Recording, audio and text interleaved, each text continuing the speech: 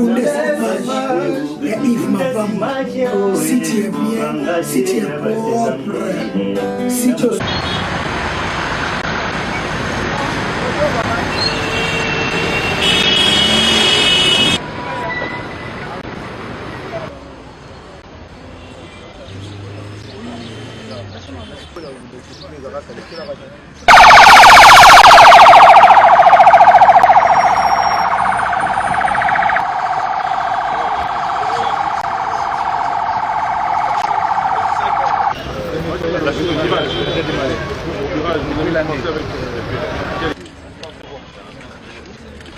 Monsieur le gouverneur de la ville province de Kinshasa, Excellence, le détachement d'honneur du chef de Calam est rangé pour vous accueillir et vous rendre les honneurs à l'occasion de votre visite d'inspection des travaux.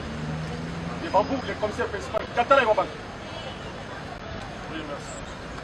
Abdon. Ça vous fait voilà, on va vous applaudir.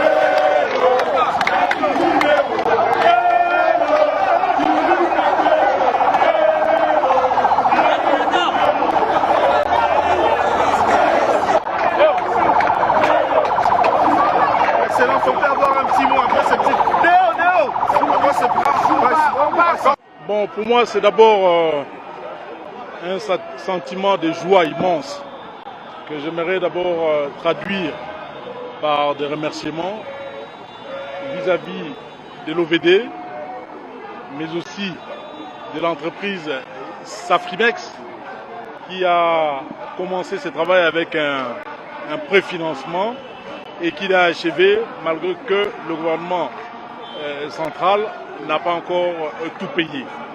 Alors nous avons fait les 3,5 km de cette avenue ex-Bokassa qui est devenue aujourd'hui l'avenue François Luambo Makiadi.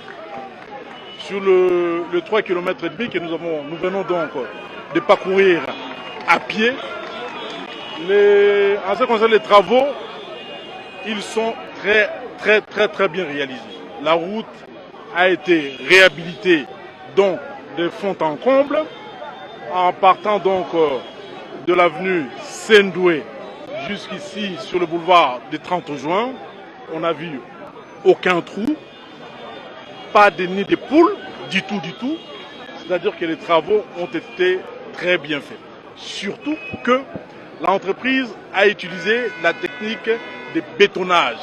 Donc c'est du béton armé qui a servi à réhabiliter donc cette route, cette belle avenue donc, de la ville de Kinshasa.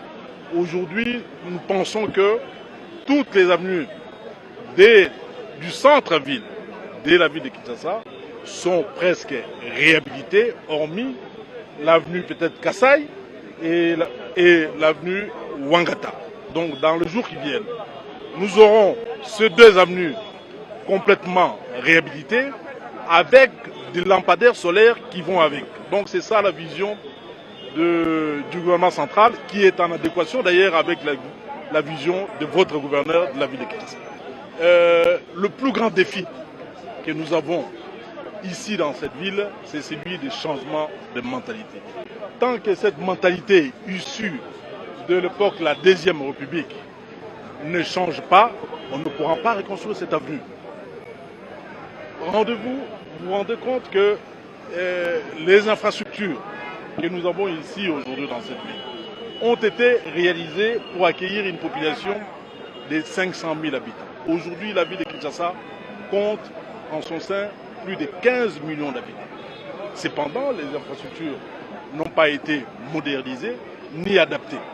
Donc nous avons un grand travail à faire en ce qui concerne d'abord le changement de mentalité, ensuite la modernisation de nos infrastructures. Mais tout ceci va se faire avec l'implication totale de la population. Sans cette implication, nous ne pourrions pas faire. Qu'il s'agisse du président de la République ou du gouverneur de la ville de Kinshasa, nous ne sommes pas des magiciens, mais c'est avec l'appui et l'adhésion de notre population que nous pourrions donc réaliser des prouesses. Voilà, la population quinoise doit s'impliquer totalement dans notre vision qui est celle de Kinshasa Bopeto, c'est-à-dire les Congolais, les Quinois, d'une façon particulière, doivent vraiment prendre en charge les travaux d'intérêt public, doivent prendre en charge la devanture de leur maison, ainsi que les avenues, sans compter les rues qui joncent donc notre ville de Kinshasa. Donc il est temps, plus que jamais, que les Quinois prennent conscience de cela. Voilà notre petite vision par rapport à ça. Si tu as